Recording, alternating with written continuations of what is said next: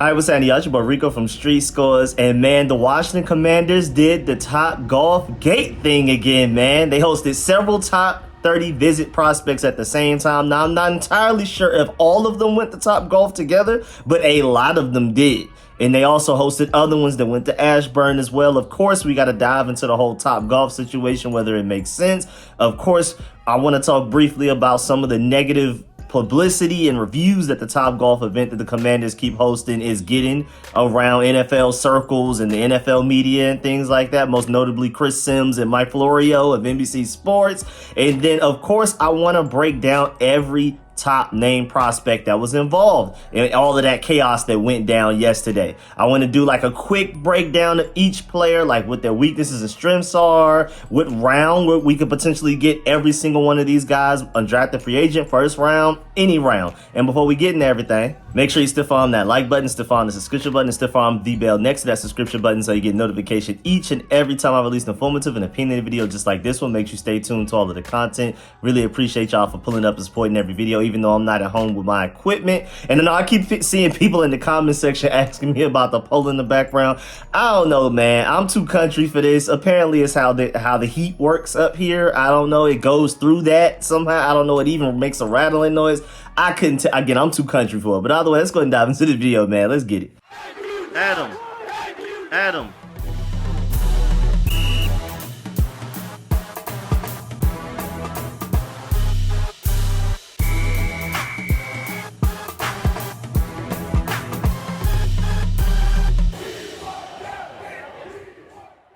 Okay, so at first, we were told that the Commanders were bringing in a handful of prospects in one day, like in a one big top 30 visit situation, but we weren't told just yet that it was TOPGOLF.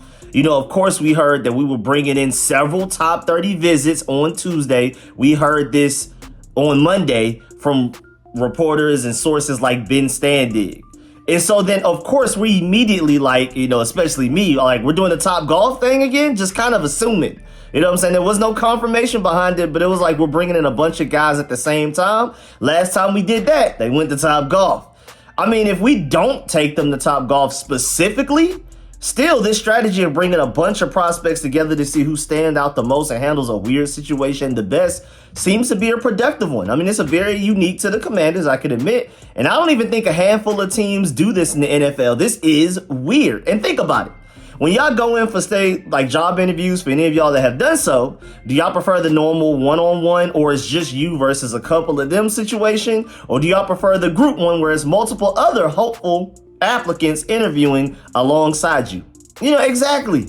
It's weird, but based off of how much success we had last season, it seems like it works at the very least. I mean, look at how much more successful and how Jaden Daniels' personality specifically, I mean, we're not even talking about talent because that's not even fair. But just look at Jaden Daniels' personality and leadership and the ability to step up in the most clutch situations possible. A lot of that is how he's made up mentally. So this Commander staff does a great job of whatever they're doing with these visits. We're bringing in a bunch of guys at the same time in the same environment. They're doing a good job of finding the right character types that they're looking for, that they covet. So this Commander staff, you know, I trust them with this one as well. I mean, at this point, I hope they do it every year. I'm just, anything that the Adam Peters and Dan Quinn are doing, especially after taking a 4-win team to 14 wins in the NFC Championship appearance, they get the utmost benefit of the doubt from me personally. Also, shouts out to TCoop252 on Twitter because he brings up a good point, man. If it ain't broke, don't fix it. It worked last year. Why not do it again this year? And then later on yesterday, like at night, like 8:19 p.m., we got a tweet from John Com confirming that tonight, again, this was yesterday, was the TOPGOLF event for the Commanders' big group of top 30 visits today. Last year, you'll recall the nonsense and false narratives regarding Jaden Daniels in Washington that came out after this event. Reality, he knew leaving here he was Quinn's guy. So basically, John Com is letting us know that even last year, after Jaden Daniels left that top 30 visit, even though all of that weird stuff was coming from it, even just from Jaden Daniels' agent specifically. Jaden Daniels knew that the Commanders wanted them after that top 30 visit with the way that they talked to him, interacted with him, whatever. And then Nikki Javala gave even more context as well. She tweeted, for those wondering, yes, the Commanders did go back to TopGolf for their group visit with 20 or so prospects this evening. So apparently 20, maybe like 20 something people went to TopGolf together. Despite the outside reaction to their joint quarterback visit to TopGolf ahead of last year's draft, Adam Peters and Dan Quinn found it beneficial because players were more relaxed and they could see how players interacted with one another. And the players also got individual times with coaches just as they did last year. So it's not only just the top 30, TopGolf visit. It's not only that. I feel like a lot of people, when they're discussing this and when they're thinking about how weird this is, they're looking at it as, this is it. We're just going to TopGolf together and then you leave and you go back home. No, they have the TopGolf event where everybody's together and then they get their individual time that you normally get with everybody else, any other team that you would visit. So it's just kind of like, I guess, a longer trip, essentially. You know what I'm saying? So instead of just doing your 1v5, 6, whatever thing is, where it's just the player and then it's like the coaching staff, the general managers, the front office guys and things like that, the scouting department, instead of it just being you and them, it's all of y'all. And then you also get that you and them time as well. So I just don't really see the downside to this. And again, it's just really interesting because last year we did it with the quarterback situation and we had the number 2 overall pick. We knew we were going to quarterback and they made sure that there was just a bunch of quarterbacks at TopGolf. So I was thinking, okay, we're more than likely not going to do that next year. I was thinking this last year because I was like, okay, we got the quarterback situation. That may have just been a quarterback thing. They want to get the personality of quarterbacks, but no, apparently this may be something that we do every year. And so now you also have guys like Chris Sims and Mike Florio. They did an entire video talking about how much they hate it and how disgusted they are with the Commanders doing this and how the Commanders are treating the players like zoo animals. You can look it up on YouTube yourself. It's like a quick 4 or 5 minute video that I just kind of had playing in the background while I was getting this video together. And they're disgusted with it. And I definitely disagree with them because, first of all, Mike Florio and Chris Sims make it seem like we're the only team that does this. But first of all, the idea came from the 49ers doing it in previous years while Adam Peters was there with them. That's where he got the idea from to do it with the Commanders. And even Ashton Genty confirmed that the Raiders copied us and did it this offseason with a bunch of prospects, including him just a few days ago. So no, we're not the only team that does it because Mike Florio and Chris Sims were trying to make it seem like, well, the Commanders are the only team that does it and it's a copycat league. So if it works, people would be doing it. It must not be a good idea if other teams aren't copying it. And wrong, you know what I'm saying? Maybe other teams are just afraid of doing it. Maybe they don't know how to do it correctly. Maybe they don't have the right personalities in the front office and coaching staff to pull it off, for it to be a relaxed and fun environment and not an awkward one for the players. I feel like if anybody can do it, it's us that could do a good job with a setup like that. Also, shouts out to PCOV7692 on YouTube because he brings up a good point. He said, so you, as in Chris Sims and Mike Florio, praise the combine, which is a more extreme version of treating players like zoo animals, but you have an issue of them going to TopGolf real quick. And I think that's an excellent point as well. But now moving on from the whole TopGolf part of this, of course, we have some prospects to break down. What's going on? Who are the Commanders interested in?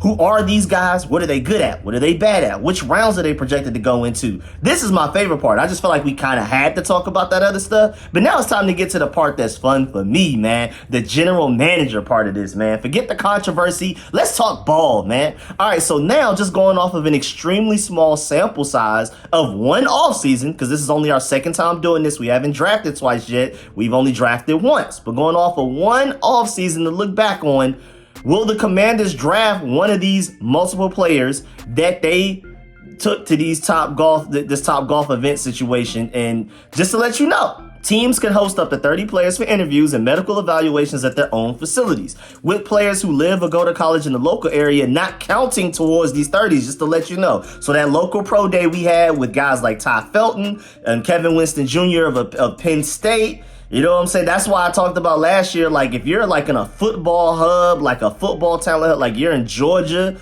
you're in Texas, you're in Cali, you're in Florida, you're eating. Because these local pro days do not count towards your top 30 visits. That's not fair.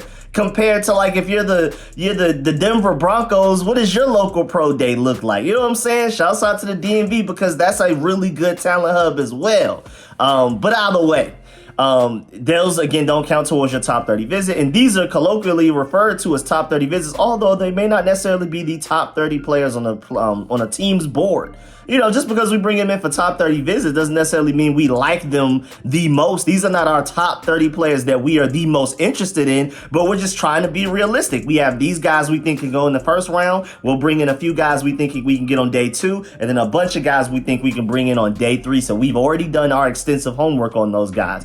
Just to kind of take a step back and let you know that one. But even with that 1 year sample size, going back to my main point, the Commanders drafted 4 players that they brought in for top 30 visits last year. So this big multiple visit event is probably very indicative of which players we're strongly targeting and may actually end up drafting later this month. Since we took 4 players from our top 30 visit last year, I think it's safe to assume that we may take at least 2 this year. I mean, granted, you know, we have way more draft picks last year than we had to have this year. This time we only have 5. Maybe we'll trade back and get more. We'll see. But my main point is, you know, pay close attention to these top 30 visits lists in general. Not even just the guys that we brought in for the mega visit where everybody came in together, went to TopGolf and all of that yesterday. Just track the top 30 visits in general, because again, we took 4 players from it last year. I think that's really noteworthy. So definitely pay a close attention to the guys coming in on these big visits, but don't ignore anybody else that came in for top 30 visits in other situations, other days, and things like that. Now, how many players are coming in and who exactly are they? Well, John Kahn reported that there was like a number of potential draft picks, like 15 to 20. And then again, early, Nikki Javala tweeted and reported that it was like over 20. And she even said the same thing yesterday. Yesterday, she said over 20. And then later on last night, she said over 20. And when you're looking at the list of guys that were confirmed to have gone, you have Oklahoma State running back Ollie Gordon. Really like him. We're going to talk about him a little later. Oregon offensive tackle Josh Connolly. I like him a lot as well. NC State offensive tackle Anthony Belton. Boston College defensive end Donovan Ezaraku, one of my dream picks. Kentucky cornerback Maxwell Hairston. Pretty ideal pick right there as well. Louisville cornerback Quincy Riley, you know, solid maybe day 2 pick there. You also had that Jade corner from Texas. And it looks like we're up to at least 19 confirmed players for total top 30 visits. Again, even outside of just, you know, including the visits that happened yesterday, the big event, TopGolf, all of that, including that, plus all of the other visits that have come in throughout the past few weeks throughout this draft process and things like that. We have 19 confirmed top 30 visits right now for this Commanders offseason. And I emphasize confirmed because we more than likely do not know about all of the visitors yet. There's probably even more than that have come through Ashburn, and we just haven't been told. It hasn't been reported or anything like that. And who knows? Maybe we'll never 100% sure, like, know all of them that happened. We'll see, though. But shouts out to Burgundy Burner and Scott Jennings, because they always do a great job of updating the list. So you have Jade Barron, cornerback of Texas, Anthony Belton, the offensive tackle from NC State. You have Jaden Blue, running back from Texas, Pat Bryant, wide receiver from Illinois, Gerard Christian Lichtenheim, offensive tackle from Oregon State, Josh Connolly Jr., of course, Ja'Cory Krosky Merritt, running back from Arizona. Can't wait to talk about him later in the video. He's probably going to be the guy I talk about last because I feel like he's one of the best kept secrets in this draft. Then Donovan Ezaraku, of course, from Boston College, the edge rusher, really want him. You have Aston Galate. I'm just going to say it every way that I think you could possibly say it, just in case, man. Edge rusher from Louisville. Ollie Gordon, the running back from Oklahoma State, like I already told you, just like Maxwell Hairston. Then you have Trey Harris, wide receiver from Ole Miss. You have Aiden Huntington, edge rusher from Tulane. You have Caleb Johnson, the running back. Wyatt Millam, offensive tackle from West Virginia.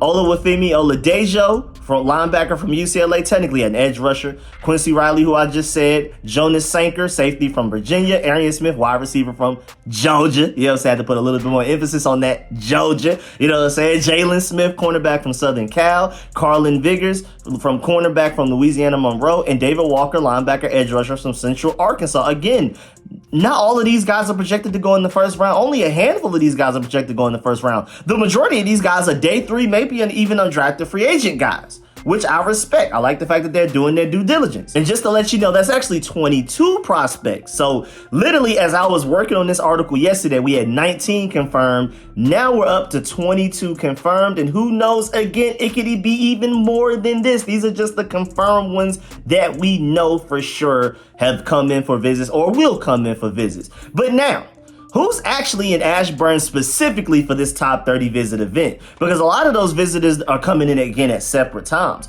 But who's about to be there at the same time, or who was there together last night / yesterday evening, whatever? Well, as of right now, the ones that we know for sure were there together were Donovan Ezaraku, Carlin Vigors, Ollie Gordon, Ja'Cory Croskett-Merritt, Jalen Smith, Josh Connolly, Anthony Belton, Maxwell Harrison, David Walker, Quincy Riley, and also the Jade Barron kid from Texas. Just to let you know, and also just to point out the shouts out to Air Raid Concepts for pointing out the fact that, hey man, the Commanders are definitely looking for a specific type of corner. With Quincy Riley, Maxwell Harrison, Jade Barron, and Jalen Smith, they all went in for that top 30 visit situation. They wanted to bring a bunch of corners together at the same time. Maybe it's for a reason. And then also shouts out to Deontay Smith for bringing up a good point. He said on Twitter, one thing I'll say about the Commanders, whoever they pick in the first round or throughout the entire draft just in general, they will be very sure on those picks. The amount of homework, visits, and meetings they've done has been impressive compared to other NFL teams. We are doing some of the best due diligence out of the entire NFL right now.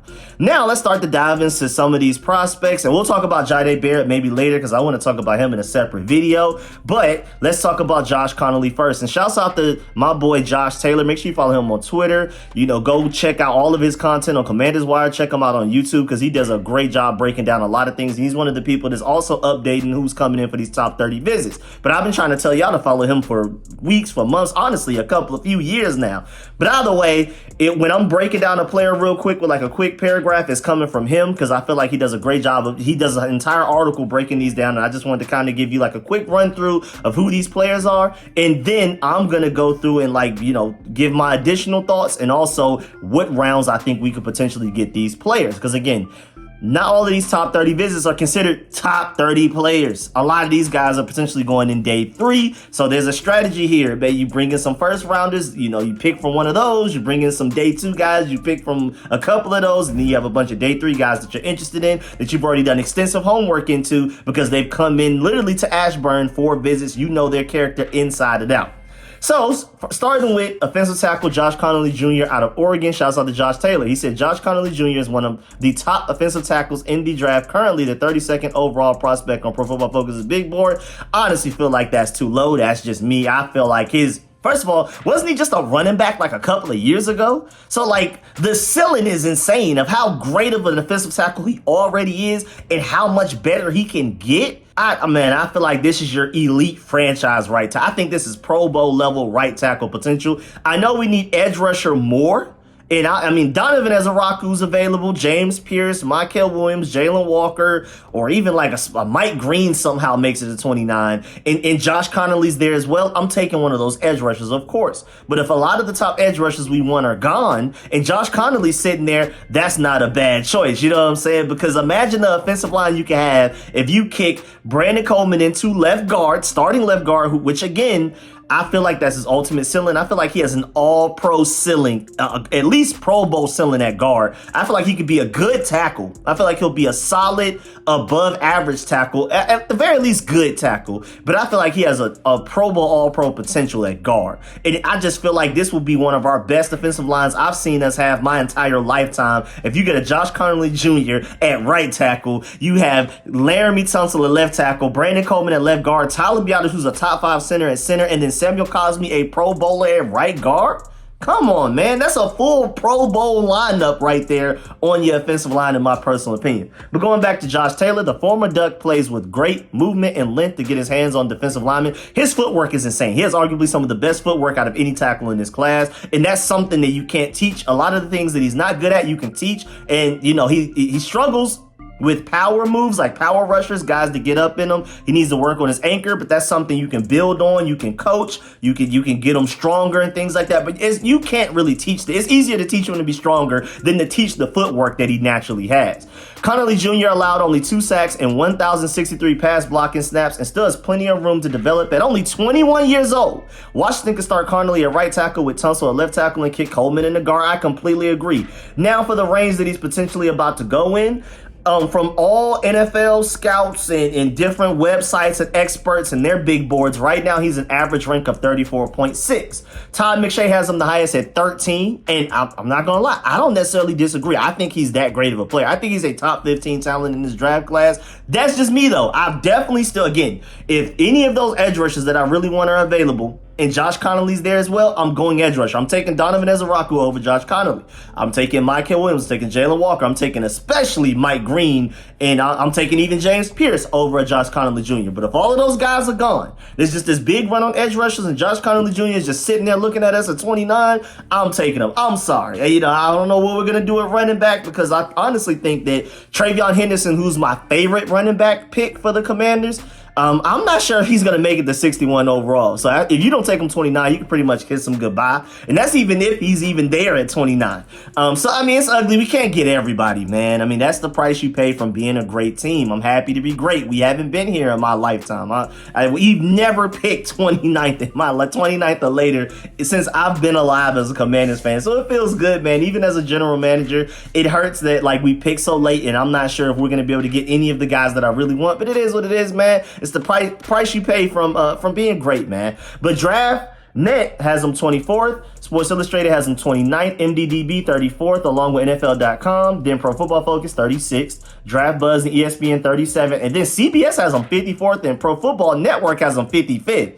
All right, don't let them slide to 61st after we get Donovan Ezeraku 29th, and then we get to 61, and somehow Josh Connolly Jr. is still there. Don't let that happen now. Come on, man. That's an A+ draft. Speaking of Donovan Ezeraku, moving on to him. Shout out to Josh Taylor again. He said this is a really big name and would be a home run pick if Ezeraku falls to 29. I'm not going to lie. These past few weeks, we've been getting announcements of we're bringing this guy in for visits. We're bringing this guy in for visits. It was making me a little nervous that I wasn't seeing Donovan Ezeraku yet. I was like, are the Commanders just somehow not interested in him? Is there something there that maybe they don't like that I'm not seeing? So once I saw, like, officially that not only he was coming in for a top 30 visit, but he was going to be a part of the TOPGOLF group, I was so excited, man. Again, this is one of my dream picks of the draft. And when I say dream pick, I'm also throwing in a little bit of realistic, because, of course, there's no way we're getting Abdul Carter. Like, there's no way Mason Graham is making it to 29. You know what I'm saying? There's no way we're getting Travis Hunter. Those are the dream picks. When I'm talking about Donovan Ezeraku, he's my dream pick out of the realistic case scenarios of who can actually be available at 29. So I was super excited, man. I mean, booted up off the fact that boy was coming in for a visit, man. I'm so happy. I don't understand. This is my favorite guy coming in for any of the visits, if you just haven't realized. We're going to talk about a lot of these guys in this video, and there are a lot of sleepers that I really hope the Commanders get on day 3. I'm screaming, like, please get this guy in, like, round 5, round 7, somewhere, you know what I'm saying? We don't have a 5th round pick. If we trade back from 4 and we get, like, another 5th or a 6th or something like that, there's a few guys that I'm, like, begging the Commanders to get. But 29th overall, Donovan Ezeraku is one of my favorite potential guys that we could get.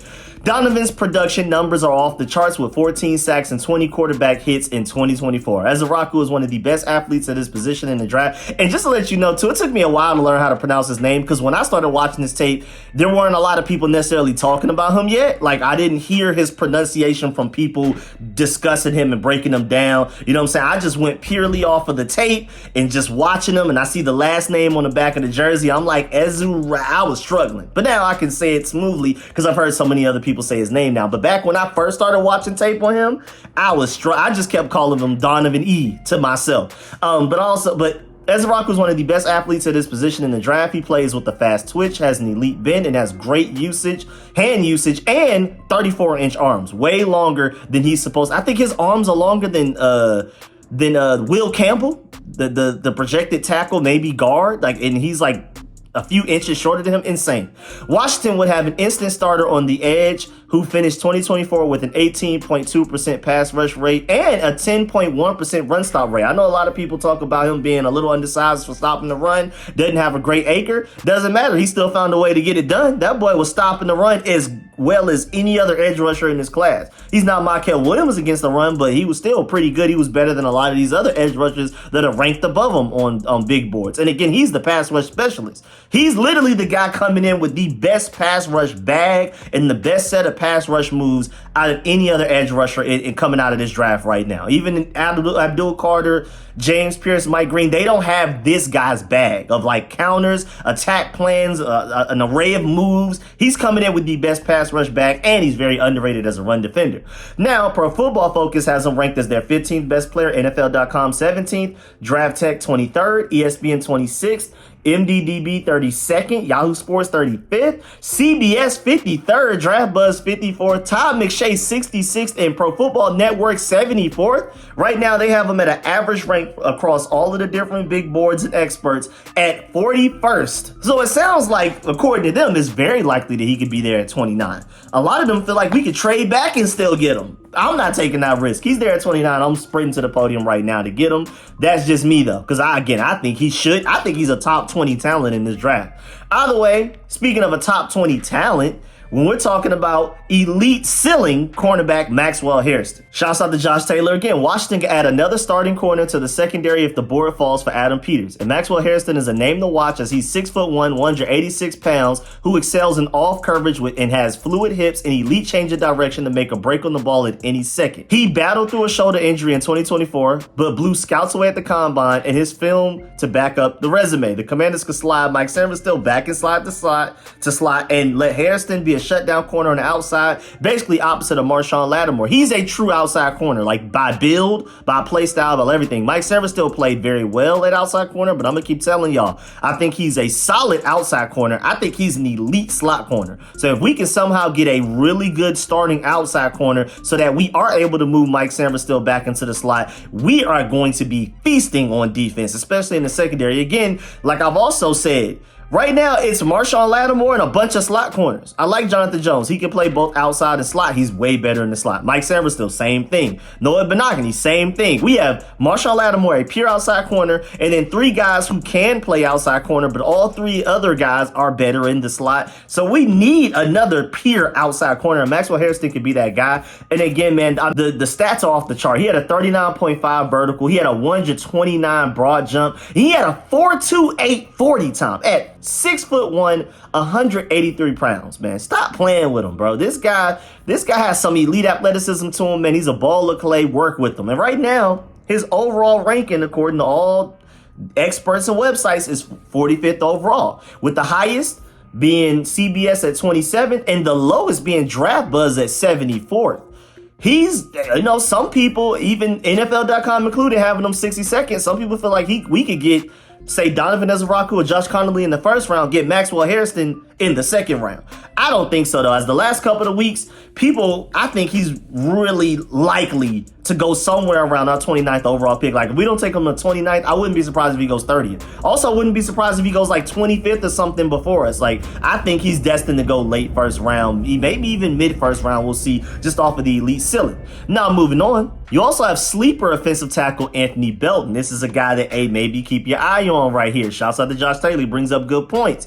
Belton ended up being one of the more impressive players at the Senior Bowl back in February as he faced some of the top pass rushers in the draft and handled them well in front of scouts. According to Pro Football Focus, he's a top 100 player in the draft and still has traits that can be refined to become a better player. Anthony plays with great length and 36-inch arms, and his strength is demonstrated by his 6'5", 345-pound frame to take advantage against defensive linemen in the run game while pass protecting. Washington could add Belton to the competition at right tackle during the offseason. And honestly, it just depends on what you want to do. The reason why I feel like Josh Connolly is also a great fit for the Commanders, even though we're here to talk about Anthony Belton, just imagine Jaden Daniels is that elite of a mobile quarterback. I love Brandon Coleman, but he's like a huge sumo wrestler right now. That's why I feel like ultimately he's even better at guard than tackle. He's a huge, massive human being. Whereas if Jaden Daniels is running to the outside, Josh Connolly Jr.'s footwork and mobility would have insane value. Like, I feel like he would be a better fit and can achieve far better production and greatness with the Commanders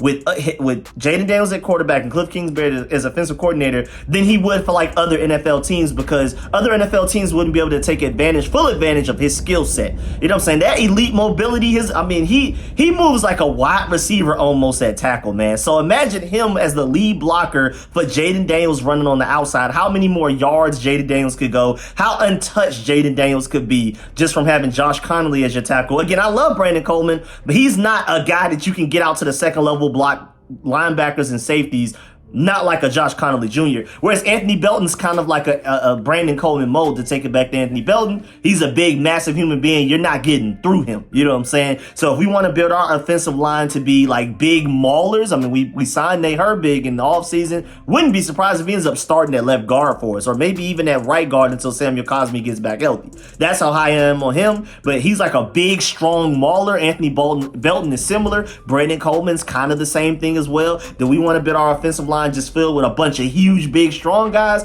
Or do you want to switch it up with like a Josh Connolly to where Jaden Daniels will have the time of his life? And then speaking of Anthony Belton, I mean, right now he has an average rank of 84.2 on big boards. Right now, the highest by far is Todd McShay on him at 53rd. And then you even have Draft Buzz as low as 118th on him. So maybe we can get him like easily like third round. Maybe you can even potentially get him fourth round. We'll see. Who knows? Now, moving on. Running back Ollie Gordon. And hey, this guy's been busy. There are a lot of teams interested in him. I mean, he even had like a 3-day streak of New York Giants on Monday, Miami Dolphins on Tuesday, and then Washington Commanders on Wednesday. So today, he wasn't there for the big TOPGOLF visit with all of the other guys, but he's here now. This has been a busy guy. A lot of people really like him. Shouts out to Josh Taylor again. The Commanders need to revive the running game. I agree. And Ollie Gordon III might be a late round steal that's going under the radar. Gordon III took a step back in 2024 due to many factors, but his 2023 production and film were high end. I agree.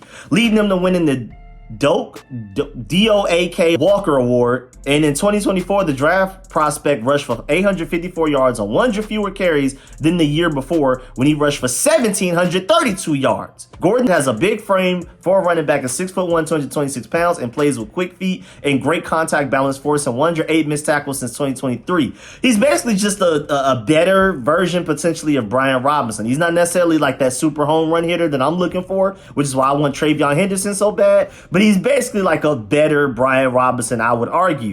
And so his draft big board situation is all over the place right now. Because again, do you believe in his 2023 tape? Then I can see why you have guys like DraftWire having him ranked at 80th, Walter Football at 81st, Pro Football Network at 95th. Or are you just too caught up in what he looked like in 2024 and you're like, that 2023 tape was a fluke? And then you're like ESPN, who has him ranked 210th, Pro Football Focus, who has him ranked 231st. You know, we're talking about 7th round undrafted free agent potential type of stuff. I like Ollie Gordon. If we don't get a running back before day 1 or day 2, if we go into day 3 and we're still waiting, and you want to potentially wait until like maybe the 6th or 7th round, I think Ollie Gordon could potentially be a good pick right there. Now, moving on. How about edge rusher David Walker, man? Let's talk about him. So David Walker, shouts out to Josh Taylor again, is one of the best FCS players, not FBS, FCS players in a loaded draft that is well represented this season. Walker impressed scouts at the Senior Bowl and showed that his skill set translates against the best players in the draft. He has the perfect blend of power and speed off the edge and uses his size at 6 foot, 263 pounds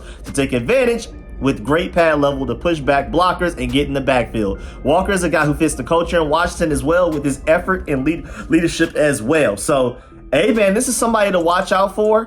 I'm thinking he's more than likely gonna go undrafted, or at the very highest, maybe like a 7th round flyer. It's the lack of competition. You know, he was eating, but it was in the FCS, man. I mean, it was like when you're in the FCS, you're really not you're going against guys that plan on being lawyers, doctors, other career paths. You know, football is not their main focus for the vast majority of them. You know what I'm saying? There's exceptions, but the overall rule, if you're in the FCS playing football, you're typically not very hopeful of your chances of making it to the NFL and having success at the NFL level. But David Walker wouldn't be the first player to come from the FCS and dominate, specifically at edge rusher. You know what I'm saying? Edge rusher has a real track record of coming out of the FCS. We've had some edge rushers come in and play very well in the NFL. So there's hope there. And edge rusher out of any position in all of football, athleticism leading to a particular position's success level at the NFL, there's none more than edge rusher, man. Like, if you're a freak athlete at edge rusher, you're far more likely to be a great football player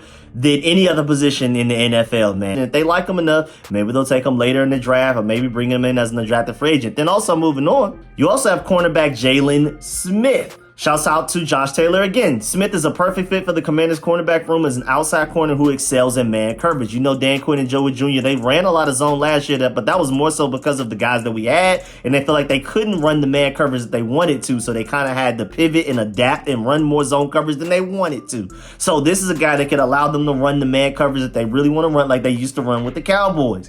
With an 83.9 man coverage grade on Pro Football Focus, he is also one of the best tackling corners in the draft, finishing with 39 solo tackles in 2024. He has a knack for getting in the backfield from his position.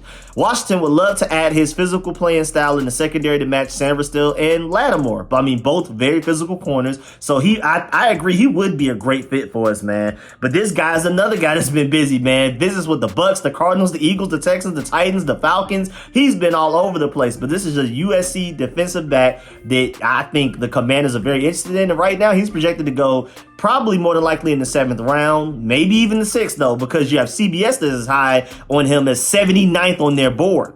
Then ESPN 148th. Then you start to get to the 200s. Pro Football Focus 212, MDDB 224, NFL.com 256, and NFL Draft Buzz 267. So it's quite likely that he's even an undrafted free agent available for us to bring in. And if he is, please do, man. Again, the man coverage, the tackling, perfect fits for Dan Quinn. You don't have to be a great overall corner because the exact scheme that Dan Quinn and Joey Jr. want to utilize for this defense is he's a great match for that. And I feel like that's why the Bill Belichick-led Patriots was so great for so long, because they didn't ask you to do a million things very well. They asked you to do the couple or a handful of things at an elite level. Do those things only. Just worry about that. We'll coach up and scheme the rest out, and we'll make sure everybody's in the places they need to be, and that's why they were so great. And Dan Quinn and Joey Jr. want to do something similar. We don't need to bring in guys that are literally great at everything, and especially if you can get a guy like that in the 7th round, I feel like that's a home run sleeper gym pick late in the draft. And then also, speaking of sleepers, you have a super sleeper in cornerback Carlin Viggers out of UL Monroe. Shouts out to Josh Taylor again.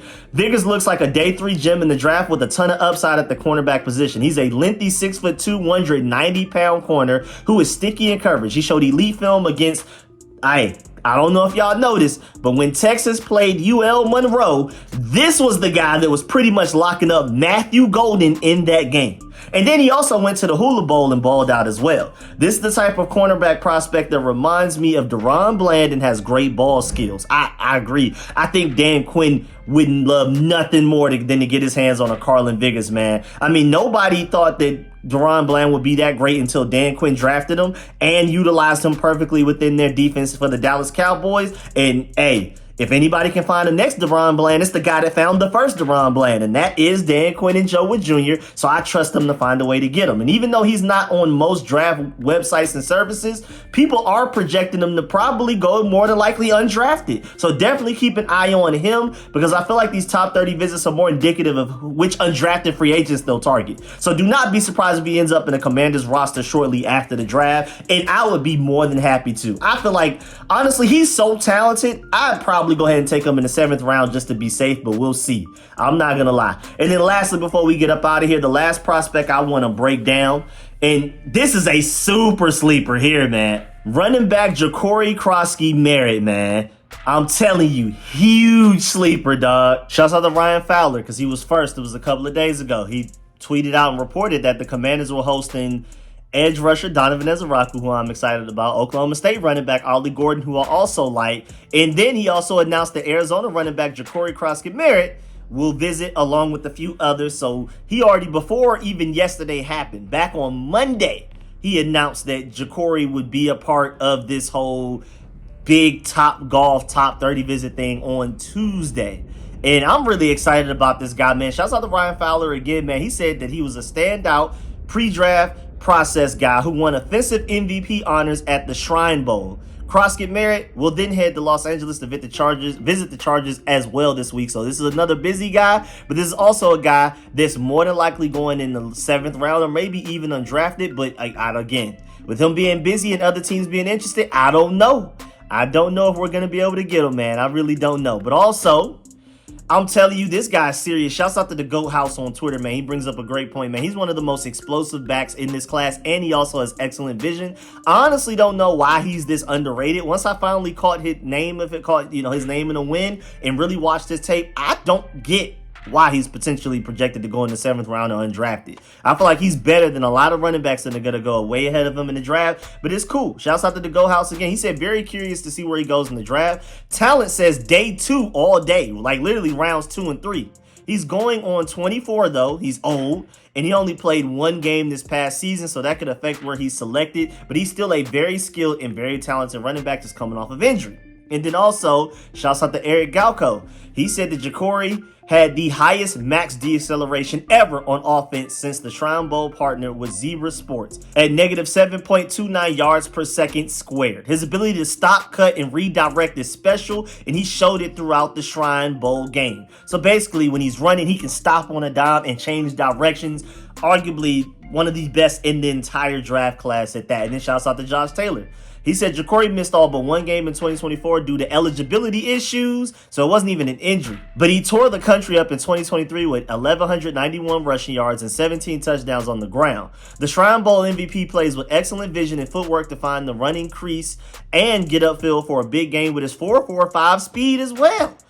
Croskett Merritt has elite start and stop ability, again, by those advanced stats and that elite measurement that we just discussed, and which can be a nightmare for defenders trying to bring him down. He's a very underrated running back who deserves to go much higher than he will in the draft. Washington will love his experience at 24 years old, and he can get a lot of touches immediately right away. Again, the age thing is somewhat of a negative when it comes to projection, but at the same time, I mean, the positive side of that is that he can come in and play immediately. At 24 years old, he's very seasoned, and again, the talent is definitely there. He could come in day 1 and immediately get running carries with us on Sundays. Now, is he just that? I mean, I would say at the very least he would come in and be our fastest running back. He may not necessarily be the home run hitter that I'm looking for and dreaming of like a Travion Henderson, but he's more of a home run hitter than Brian Robinson and Austin Eckler, so I would love to take a chance on him if he's still available in the 7th round, especially right now. Pro Football Focus has him ranked 235th, Draft Buzz 278th, and MDDB 309th, and nobody else even has them on their big boards. Those are only 3 websites that even are acknowledging this guy's existence. Please, if we can somehow land him in the 7th round, I would be so excited, man. And he even seems excited about the Washington Commanders. You can see on the screen right now. He posted this picture, so he was really excited about his top 30 visit with the Commanders. He has all of the merch, the lanyard. He's pointing at the seat behind him and everything like that. So he seems like he really wants to be a Commander. I really hope the Commanders want him to be a Commander because I think that could end up being a huge draft steal. That's one of those guys that will get to like November and people are going to be like, who is this guy? Like, what round did this guy go in? How did we let him fall to the Commanders, man? They already have Jaden Daniels, Terry McLaurin, Deebo Samuel, this really good offensive line. How did we let them get a running back this good? I'm telling you, I think he's a home run pick, especially in the 7th round. But if you get him as an undrafted free agent, that's one of the biggest steals of this upcoming draft, I feel like, easily, man. Under 24 years old, but he's coming in clean, no injuries, all of that, man. Come on, man. And then also, before we get up out of here, just to let y'all know, I already broke down Quincy Riley in another video weeks ago, so I'm not going to talk about him here. But if we end up drafting him, y'all already know, man, I'm going to do my super breakdown on him like I do with all of our draft pick selections that we do in the draft. So weaknesses, strengths, comps, projections, his floor, his ceiling, all of that type of stuff. So I've already talked about Quincy Riley in another video. If you want to see that, go check that out. But of course, if we end up drafting him, I'll do a way deeper deep dive on him, just like I do on every player that we end up drafting. But yeah, man, that's the end of this video. Please get in the comment section. Let me know how you feel about everything discussed with you. Please still follow that like button, still follow the subscription button, still follow the bell next to that subscription button so you get notification each and every time I release an informative and opinionated video just like this one. Of course, let me know how y'all feel about this whole TOPGOLF top 30 visit situation. Do you love it? Do you hate it? Are you more so on the Chris Sims side, or are you like me where it's like it's not that big of a deal? And also, when in doubt, we went from 4 wins to 14. So if anything, give these guys the benefit of the doubt. Let me know how y'all feel about that. And also let me know how you feel about all of these prospects we talked about. Again, I kind of like breeze through all of them.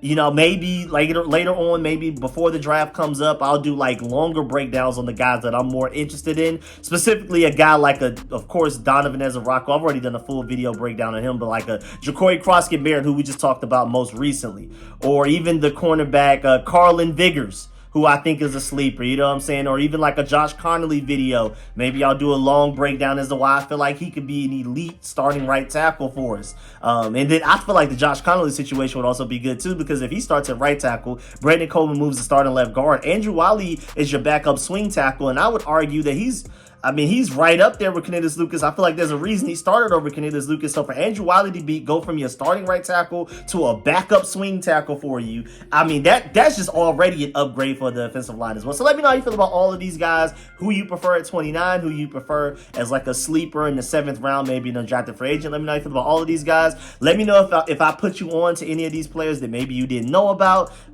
Anything, man. Make sure you put me on to some players that I may not know about as well. And then, of course, I'm already, literally as I'm recording this video, I'm seeing that we're bringing in more guys for top 30 visits, like wide receiver Trey Harris. Oh, he's one of my favorite wide receivers in this whole draft class. So be on the lookout. I'm telling you that right now to let you know to be on the lookout, because I will do a breakdown of Trey Harris. It looks like Caleb Johnson, the running back, who a lot of people are comping to my Georgia dog Todd Gurley, came in for a top 30 visit as well. So be on the lookout, because that'll probably be my next video breaking those guys down. And I really appreciate y'all. Make sure you leave a like on the way out. I'm gonna catch y'all later. I'm out.